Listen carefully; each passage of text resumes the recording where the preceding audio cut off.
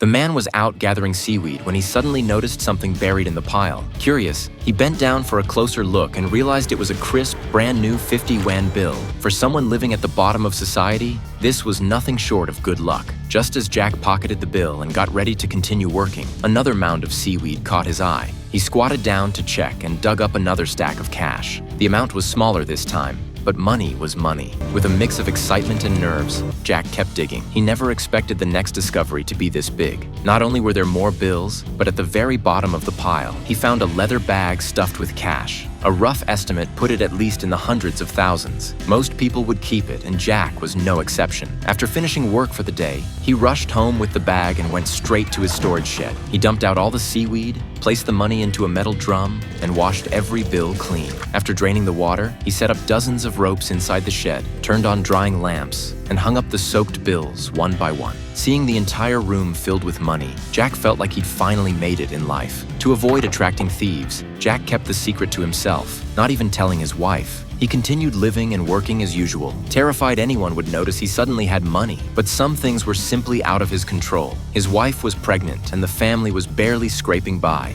Even buying supplements meant she had to smile at the shop owner and ask to pay on credit. Jack had no choice but to give her a small portion of the money. As for where it came from, he lied and said seaweed prices had gone up recently. She didn't really believe him at first, but seeing how serious he looked while lying, she chose not to push further. 3 peaceful months passed, until the day misfortune finally arrived. While working, Jack spotted a small boat drifting toward shore. Judging from the leftover cash and bullet holes inside, he figured the owner of the boat was the same person who'd lost the bag of money. Luckily, no one else was around. As long as he burned the boat, he'd be safe. But things rarely go the way people hope. The boat had hardly started burning when thick black smoke attracted nearby residents, and the police, based on what they saw at the scene, the sheriff immediately connected it to a kidnapping case from not long ago. Back then, the kidnappers had escaped by water after taking ransom money. They must have hit a storm, causing the boat to wash ashore, and the cash likely ended up somewhere along the coastline. Since Jack was the one who harvested seaweed here every day,